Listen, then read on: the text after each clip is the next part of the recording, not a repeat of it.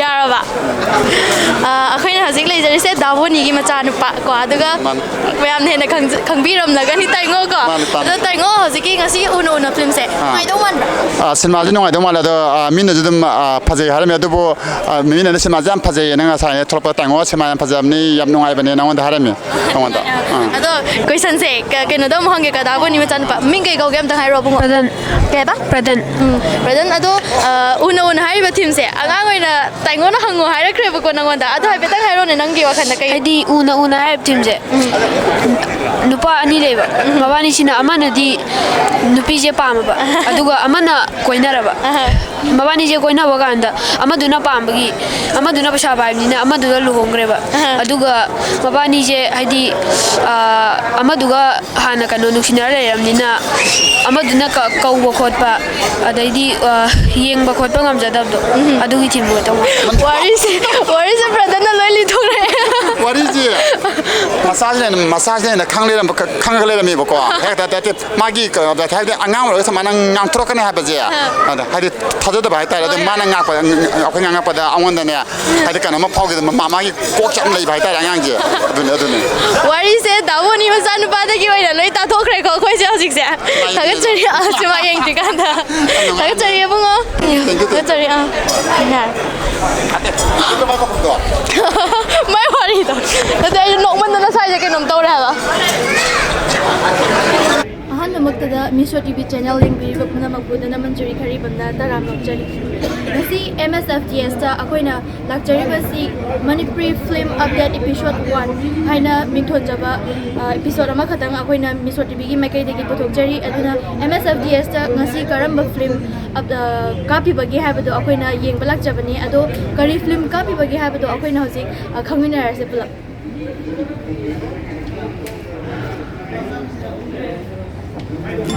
I don't think so.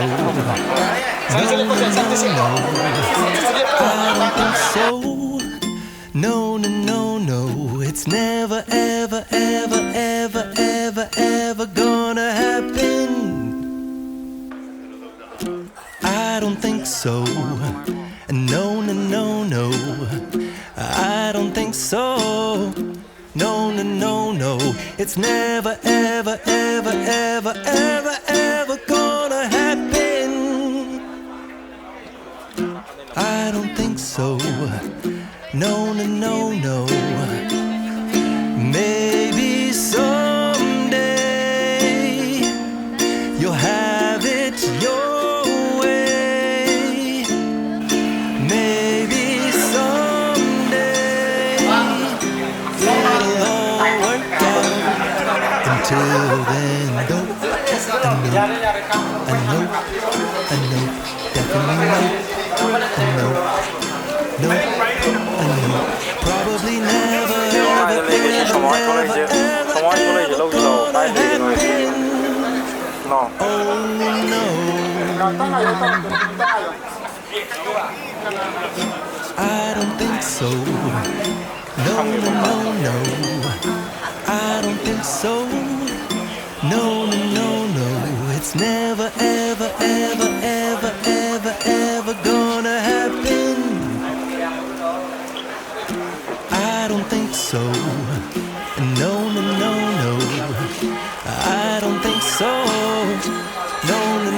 No. It's never, ever gonna happen. I don't think so. No. Maybe someday you'll have it your way. Maybe someday it'll all work out. Until then, nope. A nope. Definitely nope. A nope. Probably never, ever gonna happen. Oh no.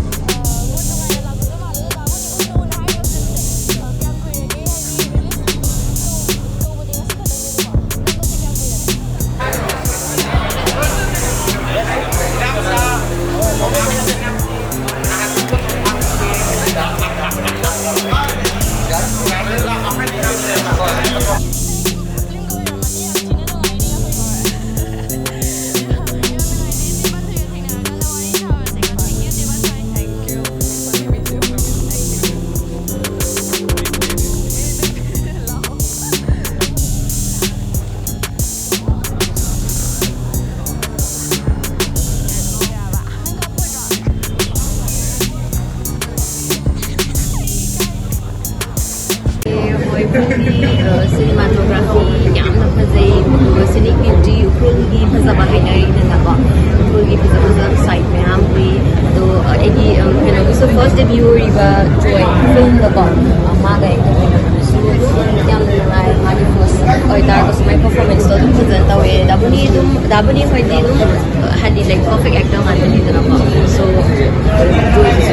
anong voice or ma phajanta we hai ni Makeup sih kan ada makeup se priyananda Oh, yang pasti. Ada ke kayak question nama hang gitu, mereka orang itu pada. Hello, Singkang gitu kan. Kau beri. Oh, jadi hari upcoming project. upcoming project se currently getting films ki lady then the Reganji next production is Megana script and everything kana nahi na ripa duga kana we have the film ki taru so project na partner se laga mas December swai pauda adoni and the day Ada cari siapa bukai. Pasal lagi takkan kare. ya kamu jangan ripa Kau siapa? jangan siapa Khoya maja ai ga mo mo chuma. Min kata lagi asal tolong. Ka go ka. Lo chila. Khoya mo eskalai de. Dabino zan de lo. Dabino zan da ba. Orang ini yang kau. Ai ko noi lo ma shi ma tro Wari बताइए आगे तो kai channel gi ne ba Misho TV. Yarba. So wari oina yang kenu oina casual oina dum hanga ageo. Yarba. Dauni kai hindang sai bira keng sia. ngasi je ya me I nong pam gi birthday ta ba na nga gi mathian khara dum nga toi ba thung ba gi ataw ba thung ba gi yang nga ngau ba iron ba kan Mathil sa hawa ka to taraga lag pagi ke hai tayo kan jam mut nungai la lag ko male Dauni un hai ba film se. Kyang kui rage hai di release to buding asi ka tang ne ko. Number se kyang kui rage. kuire ma se covid ki keno se sigi mamang dagi haitare covid ki pandemic ong la khre da dinga koina amuk keno to na ba release tong na ba na plan to kan amu leba ki achawira ngamamu lai adano ko me 3 dagi maina sum pangi ba haitare adagi ado hujik kidang keno to ko sida ai tangdu leita budi oidri adu sum kare haitare kuina namjal laga ju film budi atopa su mayama koi irang hujik roiba yamna nuai taba toning da irang sina maram moraga siga tanate yam pallaga leinari bon laptop gi post production loira ba film yam su yam leina gra jan ada handak che mam su kra dum film jing se phongdok ba hongnare na loisan bei tanza lo jan Ada Dauni hai di semaina nungsu nungai hai di semaina lan taurakan da hai di artist ne ma le pure dana. Jadi da artist ki awa ba sumai amma mayok nei ne ba Dauni semaina film semaina release taurak pagi hai tare semaina nungai ba se. Nungai ba phaubi ra hai di kuina le pure ba matung semaina taurak ba se. yam nuai jani yam nuai kai dum ngasi hujik lak da sum release to bui environment sumai ma wa tin na degi film gi acho holding a thielaga changham na to dum yam nuai ban hawai mangura ba bai ba ma hai tar no phang yam nuai ya hing do ma lak pai tar sumaina ga tor ka do di malu dra ba adu khar sumaina phu wa phang pa si som wakhal yam nuai ba ma di phaw Thaga chari Dauni hai di ngasi ki film se yam nungai na su yeng na se thaga film thaga chari. तो इस सब दले भी से मैं यहाँ से ना कुबीरा मगनी को है नहीं मेकअप के लोग द तुम मैं ना तीनों ही लोग कुबीरा बताते हैं जिस से जैसे नहीं तो से उन्होंने हायर जैसे नहीं ना मुझे कि ना तो मैं कहीं है ना Oi, manipulasi yang pun kalau tahu berapa dia pun yang nak kalau do sukses semana gara-gara oi ada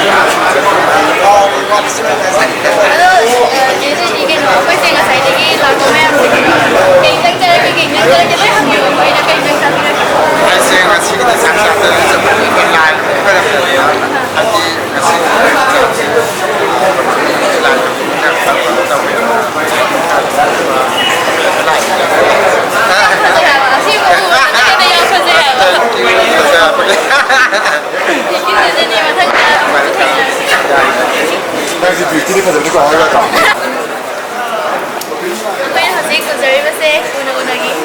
hero ꯍꯥꯏꯇꯥꯔꯦꯀꯣ ꯃꯌꯥꯝꯅ ꯑꯩꯅꯁꯨ ꯈꯪꯕꯤꯔꯝꯃꯒꯅꯤꯅ ꯇꯥꯖꯩ ꯀꯩ ꯆꯠꯂꯨꯔꯒꯦ ꯌꯥꯝ ꯐꯖꯅ ꯑꯗꯣ ꯁꯨꯃꯥꯏꯅ ꯑꯦꯜꯕꯝꯗꯒꯤꯀꯣ ꯁꯨꯃꯥꯏꯅ ꯐꯤꯂꯝꯗ ꯕꯤꯛ ꯁ꯭ꯀ꯭ꯔꯤꯟ ꯑꯣꯏꯅ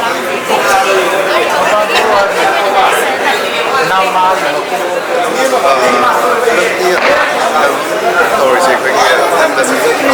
ꯑꯍꯥꯟꯕꯒꯤ ꯇ꯭ꯔꯥꯏꯌꯦꯜ ꯍꯥꯏꯇꯥꯔꯦ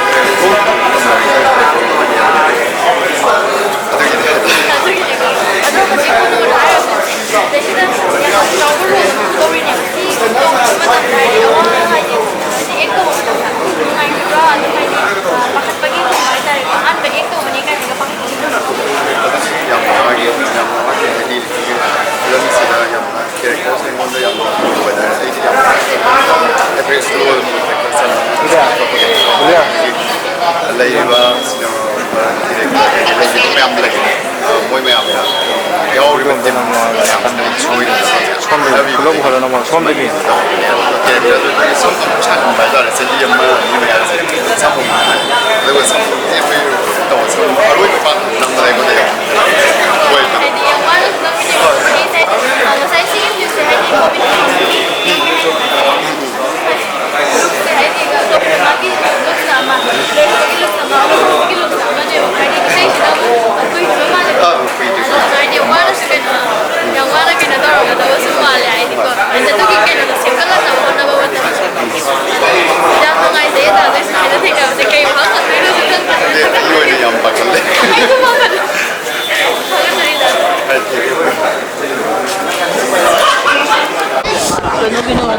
ꯑꯩꯉꯣꯟꯗ ꯂꯧꯗꯣꯏ ꯀꯩꯒꯤꯅꯣ 하이팅 나오게 하이팅 ꯀꯩ ꯍꯥꯏꯗꯣꯏꯅꯣ ꯑꯩ ꯁꯤꯟꯃꯥꯁꯤꯗꯤ 알아두이쇼 ꯑꯩ ꯁꯨꯝ ꯌꯦꯡꯕ ꯂꯥꯛꯄꯅꯤ ꯀꯩꯅꯣ ꯌꯦꯡꯕꯂꯥꯁꯨ 이제 ꯂꯧꯔ ꯄ꯭ꯔꯗ꯭ꯌꯨꯁꯔꯅꯤ ꯄꯨꯂꯞ ꯂꯧꯃꯤꯟꯅꯔꯁꯦ ꯑꯩꯒꯤꯗ ꯂꯧꯔꯁꯦ ꯀꯩꯅꯣꯕ ꯅꯪ ꯍꯪꯗꯣꯏꯁꯦ ꯏꯃꯥꯒꯁꯨ ꯑꯗꯨꯝ ꯂꯧꯃꯤꯟꯅꯔꯒꯦꯀꯣ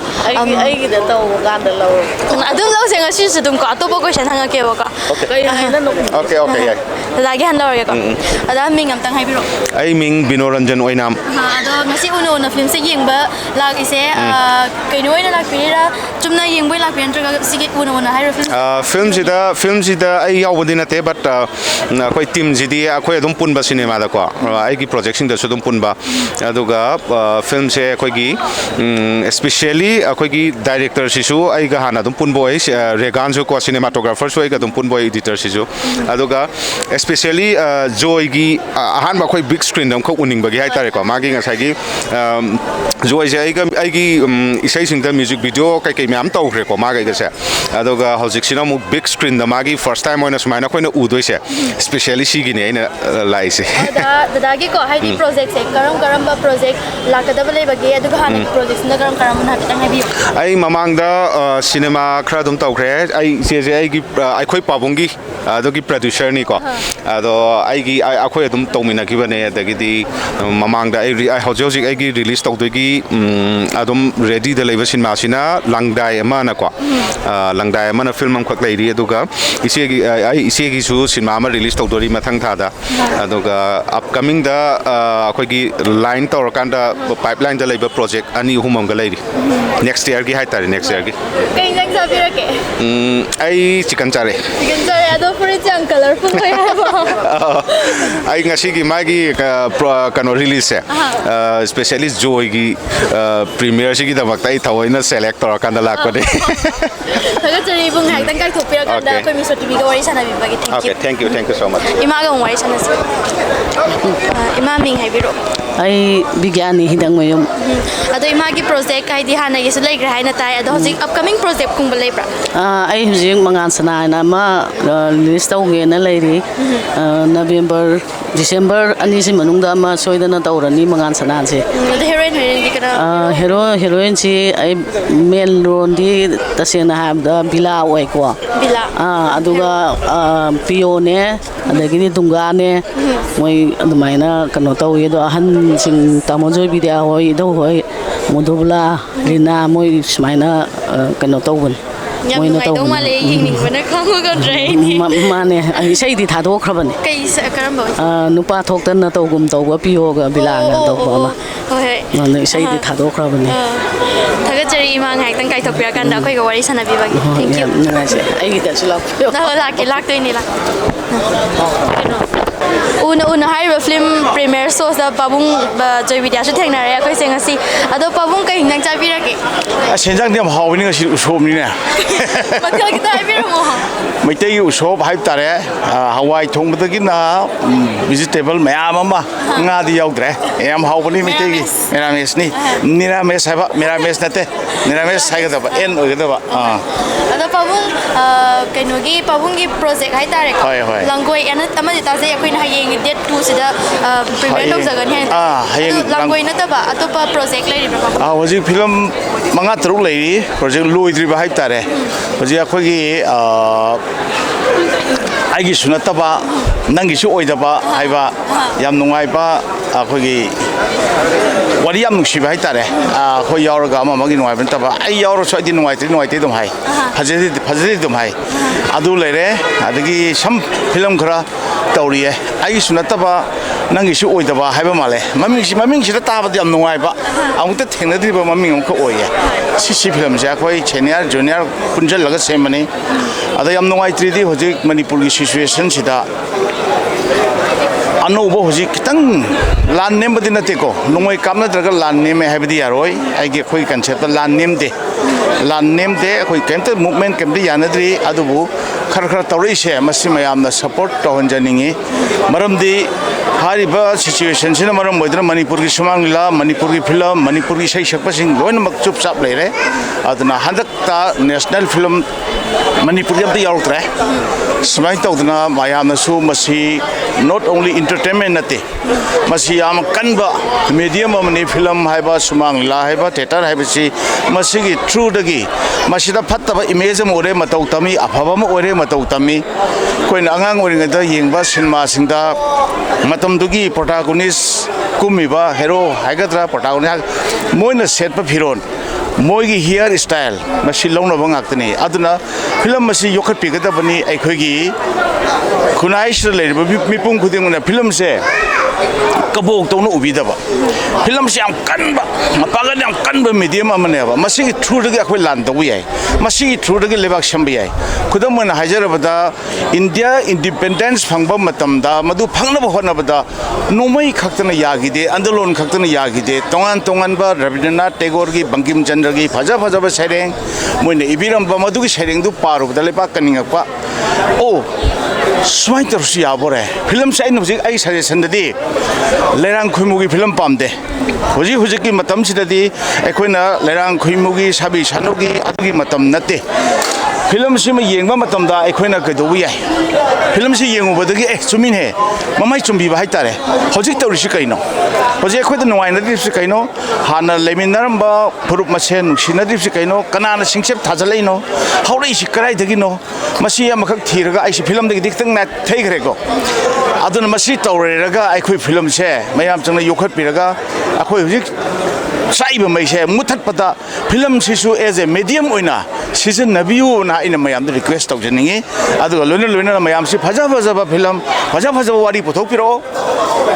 ꯇꯁꯦꯡꯅ ꯑꯩ ꯔꯤꯀ꯭ꯋꯦꯁ ꯇꯧꯖꯒꯦ ꯍꯧꯖꯤꯛꯇꯤ ꯂꯩꯔꯥꯡ ꯈꯣꯏꯃꯨꯒꯤ ꯐꯤꯂꯝ ꯄꯥꯝꯗꯦ ꯁꯥꯕꯤ ꯁꯥꯅꯨꯒꯤ ꯀꯥꯏꯅꯕꯒꯤ ꯊꯨꯡꯅꯕꯒꯤ ꯐꯤꯂꯝ ꯄꯥꯝꯗꯦ ꯂꯥꯟꯁꯤꯗ ꯂꯥꯟ ꯍꯥꯏꯅꯤꯡꯗꯦ ꯑꯩꯈꯣꯏ ꯈꯔ ꯁꯤꯆꯨꯋꯦꯁꯟ ꯈꯔ ꯁꯥꯒꯠꯂꯛꯄꯅꯤꯀோ ꯃꯁꯤ ꯀꯅꯥꯅ ꯏꯟꯁꯤꯜꯂꯛꯏꯅꯣ ꯀꯅꯥꯅ ꯇꯧꯍꯜꯂꯛꯏꯅꯣ ꯑꯩꯈꯣꯏ ꯂꯣꯏ ꯈꯪꯉꯦ ꯍꯥꯏꯕ ꯌꯥꯗꯦ ꯑꯗꯨꯕꯨ ꯃꯁꯤ ꯐꯣꯡꯗꯣꯛꯄ ꯌꯥꯕ ꯐꯤꯂꯝꯒꯤ ꯃꯦꯗꯤꯌꯝꯁꯤꯗꯒꯤ ꯃꯌꯥꯝꯗ ꯏꯟꯁꯤꯟꯕ ꯌꯥꯕ ꯄꯣꯠ ꯑꯃꯈꯛ ꯇꯧꯔꯒ ꯃꯌꯥꯝ ꯚꯥꯞ ꯇꯥꯃꯤꯟꯅꯁꯤ ꯑꯅ ꯑꯩꯅ ꯃꯌꯥꯝꯗ ꯊꯝꯖꯒꯦ ꯑꯗꯣ ꯄꯥꯕꯨꯡ ꯂꯥꯁ ꯑꯣꯏꯅ ꯀꯣꯏꯁꯟ ꯑꯝꯇ ꯍꯪꯖꯒꯦ ꯄꯥꯕꯨꯡꯁꯦ ꯐꯤꯂꯝꯗꯗꯤ ꯀꯩ ꯍꯥꯏꯇꯥꯔꯦ ꯕꯦꯠꯀꯤ ꯔꯣꯜꯅ ꯑꯅꯝꯕ ꯎꯏꯌꯦꯕꯀꯣ ꯐꯤꯂꯝꯗꯗꯤ ꯌꯥꯝꯅ ꯀꯤꯖꯩꯌꯦꯕ ꯌꯦꯡꯕꯗ ꯑꯁꯦꯡꯕ ꯊꯦꯡꯅꯕꯗꯤ ꯇꯨꯄꯤꯒ ꯎꯞꯁꯜꯂꯀꯥꯟꯗ ꯅꯍꯥꯒ ꯌꯥꯝ ꯃꯥꯜꯂꯒ ꯌꯥꯝ ꯐꯕꯒꯤ ꯁꯛ ꯑꯣꯏꯅ ꯎꯔꯛꯀꯗꯕ तसेंबदी एक्टर है लौरीब रोलदुदा हाई मीना हाई आई फतबदा साफब अना अफबदा सागेबसु यादे फतबना सागेबसु यादे मीना पिबिरक रोलदुदा अना लौजबनी तसेंबदी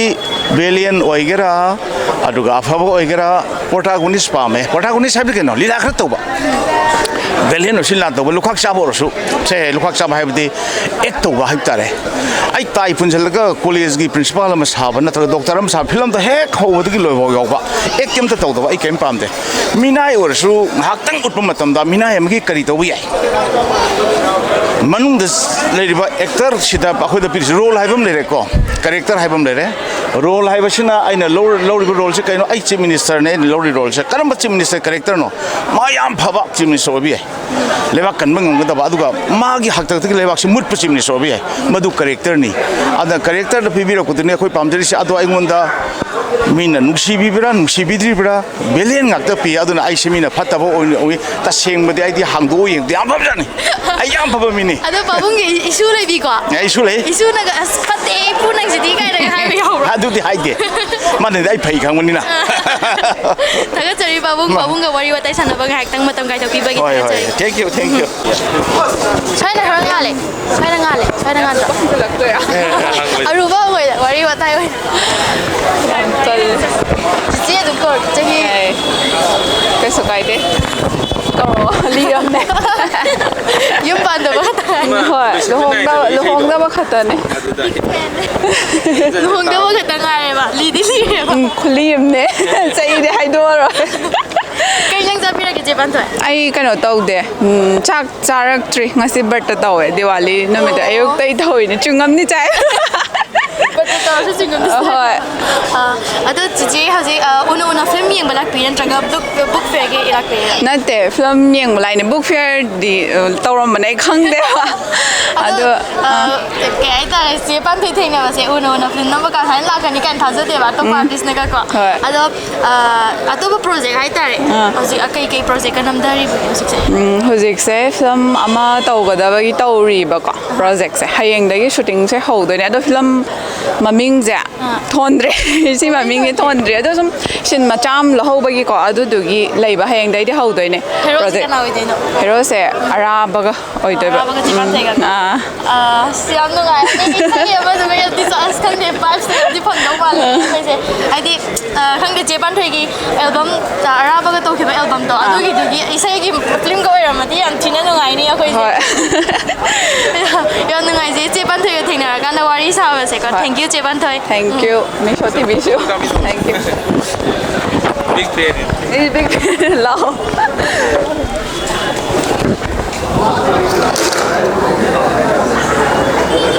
Yaba. Nang kapoidra.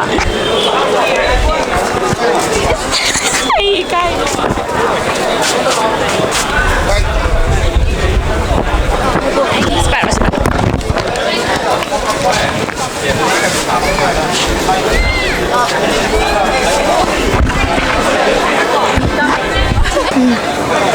Una hariba film asigi director haitareko akoinabudi mingse khangjare ado dadadagi ming khangminasiko maya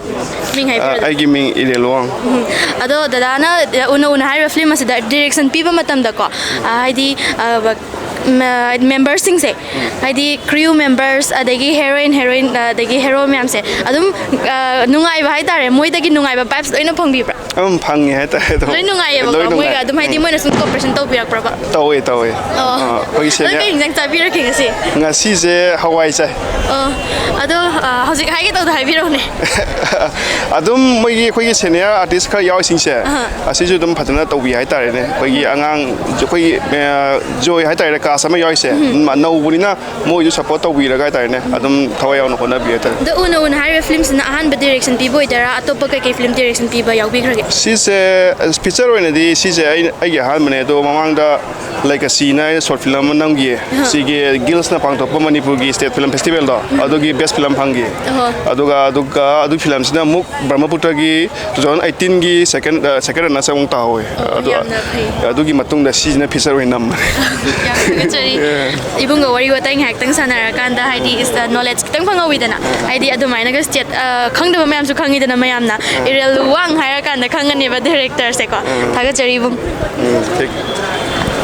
una hariba film asigi producer haitare ko ado mingse akoina budi khangjare ado dadana mingse mayam da khangnaba ming oina aigi ming morang them romesh ado dadana film se kaino namakpa matamda budget oigera ama haidi ke haitare namakpa matamda haidi heroine oigera hero oigera kitang nungai ba haiba do akoida producer amagi awaba thingnaba mayam yawidana film produce toba haiba jimakta bu adum awaba thingnaba adagi paisa gi matangda adum nungaiba nungainadaba adum leirinebako ado sigi una hariba namba kanjida crew adagi heroine adagi namiba mayam adum nungaibikhibra Tudongna awaba hoi artist mayam adu crew member kaida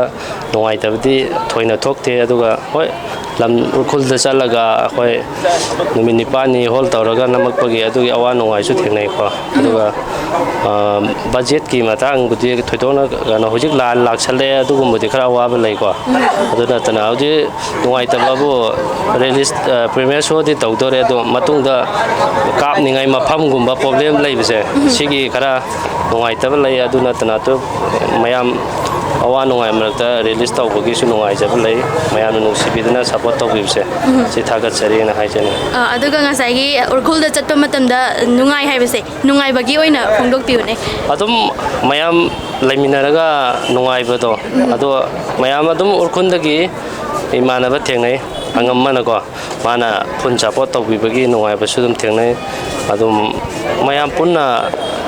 tawminabagi haitare thoidongna waba kaina ti thengnaba lairti ko matamdo irang phagiba oibanina ko o covid kumba ki di khara problem laigi atogumba khadi thoke 2021 de haujagi nebako oho yamna laibak thiba haide ni laibak thiba haibase hojik una premiere ngasi Thursday na michore Thursday na michata uba thabak se adum mai pakhalle hai ko Friday oro asi Thursday Friday ultimate ai do ngasai pabung sur da kan thagi lawo da Thursday ne na ado da ngasai ngai ngakpa matam do ko ai khoina aina hangbo matam da nei hingjang kai chara ke ra ge da kai hingjang chabira ke ngasi ngasi de hawai thong chare hawai thong tan thagachari ibunga unara kanda wari watai ngakting sanabagi ko thagachari babung yam nungai jai sumaina releasing function am da thengnaraga wari sanabase ado babung wari se yam kaino oina di tawzare akhoi gi oina di ko babung wari watai oina ko nungai na ba ko kai hingjang chabira ke ngasi se ai jing aji di meramis ni Diwali gi ko Thursday ko oire ko babung ngasi gi film se una haiba film se babung na adi atoba film mayam ma yenguraba matungda ngasi gi vibe se yengdi yengdri da ada kitang tongan ba ma oira ka dawa man bra na traga kita adugi gi no se wari se hapitan film ji good film haiba sing gi manung da dek sei gi film kun ni ngasi November gi tari amani de ngasi ja si premiere so to doine ba si film kun jai lo yenge ai di miam da utring da film forum na preview to ba se compulsory oi bani na ut ke ba film kun ji gi manung da si adum oi top 10 aina haije ge adu manung chan ba film amani una haiba film se ado de yam ngai gani haina thajai haidi as pawung ni yengol ramni na message se kaita rista kana ba message kumba piba film si gi oina haidi matem tang haibiram bani masi yam ten na ba da ko film ji title si una hai bane ba si message ni message se film ji wari na tres ko una na title am ko piri se si mayam audience live mayam sinagor mayam la isim jina title je khalle ba adu message ni thaga chari babung una haiba film se babung na budi haipe hai pire ado yenga ga mayam soidana khangira gani aduna una haiba film se yingdi belak piyo ya thaga chari babung taingo se amu question ama mo hangyo taingo nang yufan me ado taingo kakano ne ko lo jo 아버지 잘 좀 칸다네 아이게 다래 남매랑 같이 나가자 그리야다 그리 마파는데 맞을 살을 많이나 아이게 아버지 많이 그러나 받을 사고 거기서 무슨 시지 sabang 근데 말을 잘 못한다 내가 봐야 미스 받아서 같이 안돼 받을 때 사니까 그냥 말이 저기 받을 때 마야는 받을 때 사고 좀 자. 나 거기 한테 뭐 하고 거기 소리한다. 거기 일단은 AC에 가다니야. 이게 뭐에 아도기도 일단 이거도 약간 시기가 많이 깜빡도 많이 아무한테 듣냐 이따부터 하디 앞에가 미가 보면 담다 앞에 픽스처럼 아마도 정말 남자 많이 보고 아도 앞에 아이들이 갑다 라순디에 보는 사람들 앞에 뒤에 따라 땅 앞에 좀 앞에 좀 나가야 aya tare pi khan nawe ba nawe ne adum pare je katang ni nokshi badanya pi dum tare aduga apagi garang ka president tu de number shi jere ko adugi script tire ko batam danya ko na script na ba ko na ko batam danya pa na dum pi ko na sa dum pi je na mo ne 그래야 이게 너무 그냥 너무가 렌즈가 너무 화이트도 너무 화이트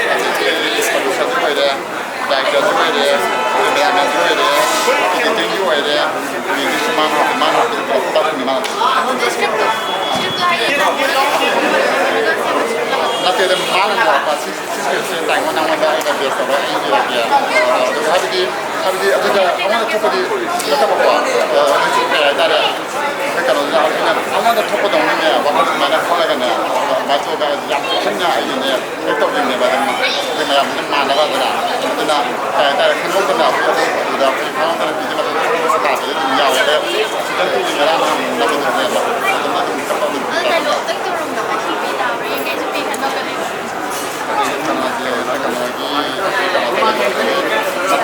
하비디 시간 투자 아예 시리프과 아예 시라가 라트 산다 거기 특히 아마 이라가 여기 만나는 빌라만과 참 이청년 님바디 난기타 야는 틀어놓은 분한테 아주 난기타 야는 나기도 못하고 아무런 아니 카피노 카카노 난기타 야는 난기면 속이 피나게 이 토방감 피들 난기타 야는 난기 밑에기 피지 한가놓고 참 지도없어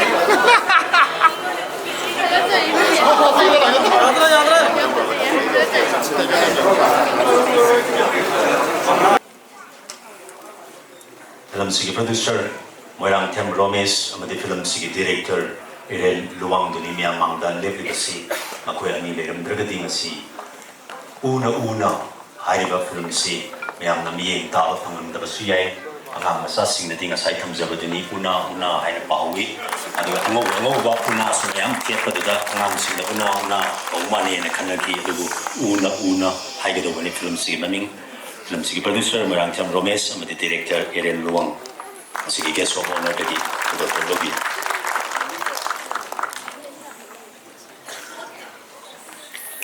makha chatajar koina asigi thoram sigoi tokson Kalariba nauna Manipuri Sinmada Mayam Sohana di Magpubi Kraba Zoe Toksom Lengsin Biragli Zoe Toksom Lengsin Bikraba Matungda Kausinjari Soma Laisram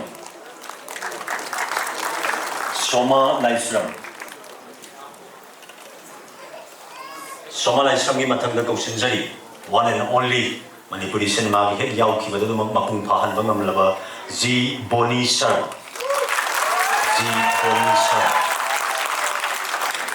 Mention directly, masigi thoram sigi chief guest na kudol posi kusin na bigay.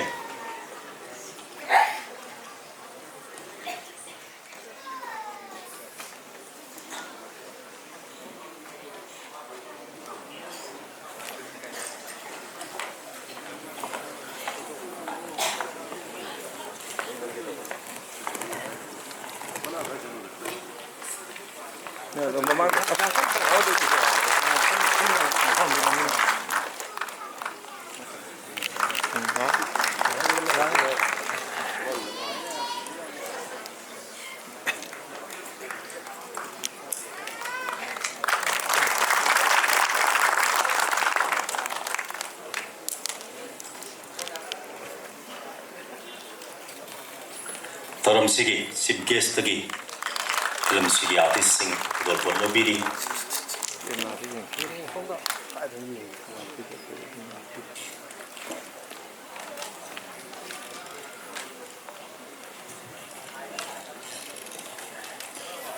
Mama RK Hemabati dolpon lobiri and home kubak kubiyu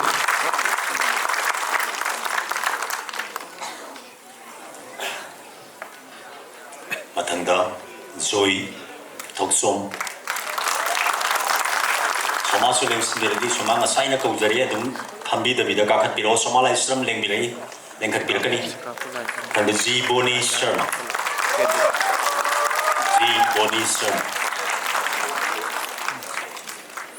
soma lai sram su lengsindirakani galip su masai na kaugre utang lengkat pirak na banuruk sari Somalaisram amadi Galipa lengsinbiragi.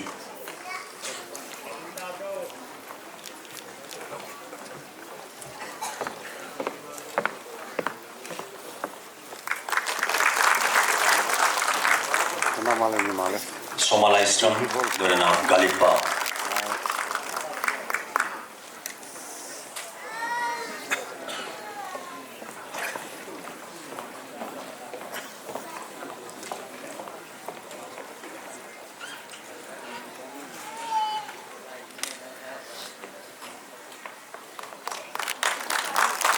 Sigi, orang sigi subguest pun lalu cari, amadi lengsin biduna kudol por lobby kiba artis singgu suikai pun cari.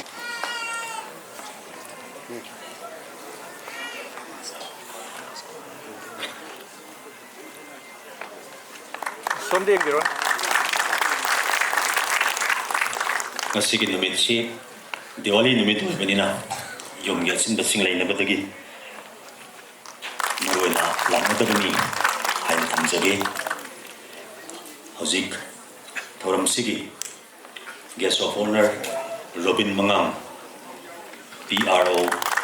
araba tengol dagi dol pon lobiri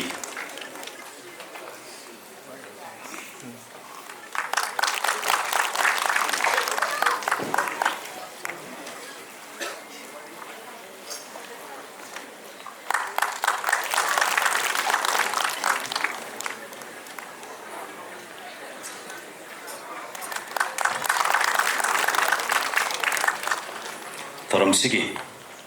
guest of honor Oza Robin Mangang PRO arambay tenggol na kudol po si kusin nabigani ahan badal ko sinjage film sigi screenplay writer and lyrics Lamba Mayum Premchand lengsin biragli Premchand ki mathangda amuk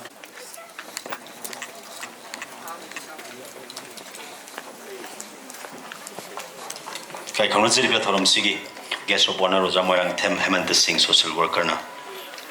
kudol pot se kusin na bigani. Tan mayay da kakat bigaga, bigaga di am nungai jagani.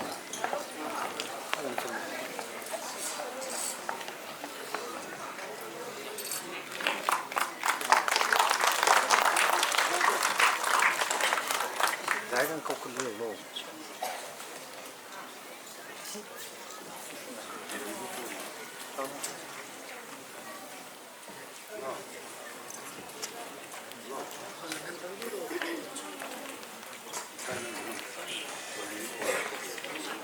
Tara, bersama dah.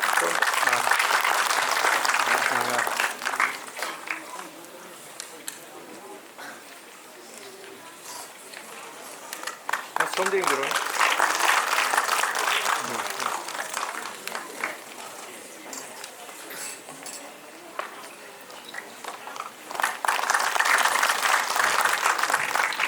Kay Congressman guest of honor pun lupu cari amadi lengsin birkiba. Film sigi di mayam na uba phangoi daba haibada artist na taba tuga film sigi ni khoi yaw jagadi film sigi khoi bangam moi doba tumba saksin duni nekat pira kadori basingna dais da lengsan biri boja singi maning thangba saruk sida pari naina lepiraga mathang manau naina mamang da lengkat pira laga kudol pot lobi gani ahan ba kudol pot bibi gado bai kai khumje boja Moirang Them Hemant Singh social worker na kudol pot si bibigani kudol pot lobi gado ba silinaw sing atang manaw na kausin jagi ahan bada kausin jari grapher Brojen Wangkai laga di dumat next biro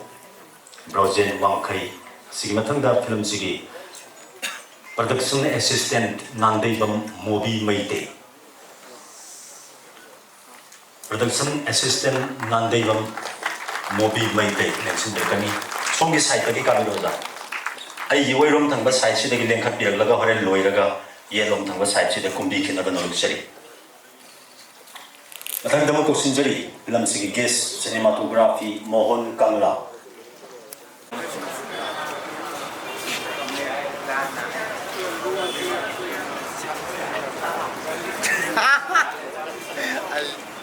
Angkat cái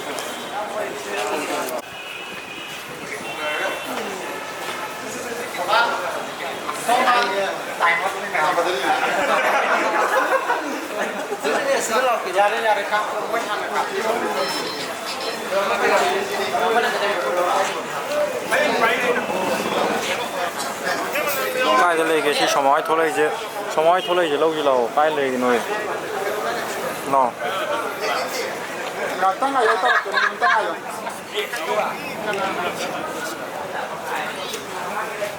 참 nhiều con tàu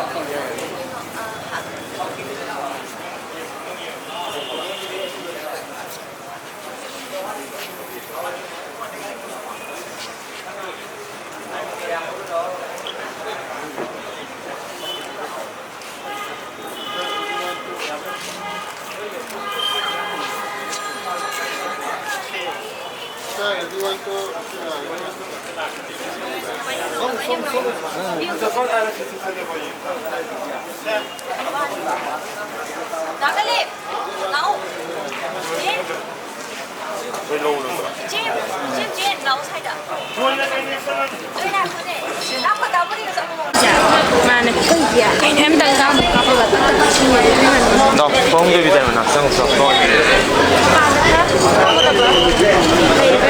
cái nó xin làm gì mày đâu có thể chứ 시대 리버 sai ăn cái gì cơ 시대 리버 anh em lắc vào đây rồi sai đâu rồi lại xe ra 손 mày ra bây giờ nó cần chậm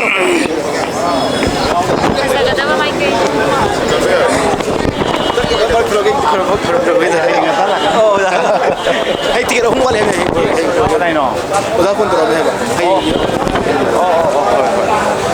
nhà bên mày ra bạn